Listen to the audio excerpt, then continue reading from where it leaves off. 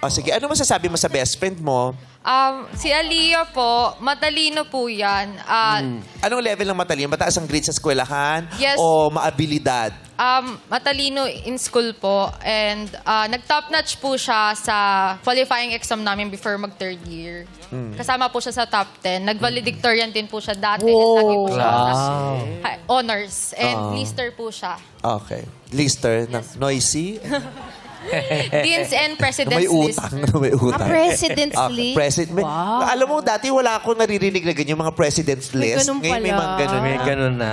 Oo. Yes. Ikaw, parang si Aliyah din, yung masipag ka din mag-aral. Yes po. Kaya sila mag-friends. Yes. Pareho silang may hilig sa pag-aaral talaga. Okay. Ano pang magandang mga may kukwento mo dyan? Lagi po siyang nag-i-initiate na maging leader in group works po, ganon. And may character po siya sa pagiging leader talaga. Bida-bida siya. Diba? Kasi kung lagi, marami Maging naman, leader. leader naman sila, pero ayaw naman nila yung lagi silang leader, di ba? Kasi Yes. nakakangarag yan. Oo. Pero marami din naman gusto lagi silang Si leader. leader, may Bida-bida. O, natawa ka? Oo, hindi. Minsan. Umamin din siya. Bida-bida. Okay. Ayun po, responsible din po siya sa time management niya. Like, ahead po ng deadline. Tapos niya kagad lahat. Hindi crammer. Ayun po, hindi po crammer. Yun. Nagka-boyfriend na ba yan? Yes po. Kamusta siya as a girlfriend? Di ko po actually naabutan na nagka-boyfriend. Nabalitaan ko na lang po na wala na. Oh, sa mga kwento-kwento, wala. Bakit daw siya Kwento-kwento. nakipaghiwalay?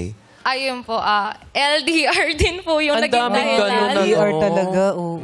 LDR Na din. ano po, from Batangas po kasi yung guy and lumipat po siya dito sa Manila. And high school lovers po kayo sila. So, ayun, parang nag-mismatch na po silang dalawa.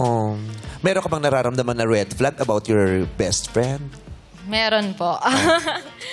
Yun nga po, na nagiging leader nga po siya sa, ano niya, sanay po siya nasa top and leader siya. Feeling niya, ang special niya, na hirap po siya maging follower. And yun, kung ano, lagi po sa Bilang kanya. best friend, anong ginagawa mo pag feeling mo ganun siya? Ito feeling special na naman to si Aliyah. Sumusunod siya. Tinatanong ka ba namin? Di ba siya yung tinatanong namin? Wag mo, Siya sumasagot para sa best wag mo, friend niya. andyan yung nanay niya, wag mo masyado. Ay, sorry. Nakausapin na lang natin yung mga magulang. Sorry po. Sa akin po, nagmi-meet naman po kami halfway sa ano namin. Hindi po ako pumapayag na kung ano lang convenient sa kanya. Okay. Yun po. Yun nga po, like sa date nga po, gusto niya, siya yung nagde-decide. Oo. Ah. Oo. Gusto kaya ng mga boys yung gano'n? Yung Minsan. yung babae na superior.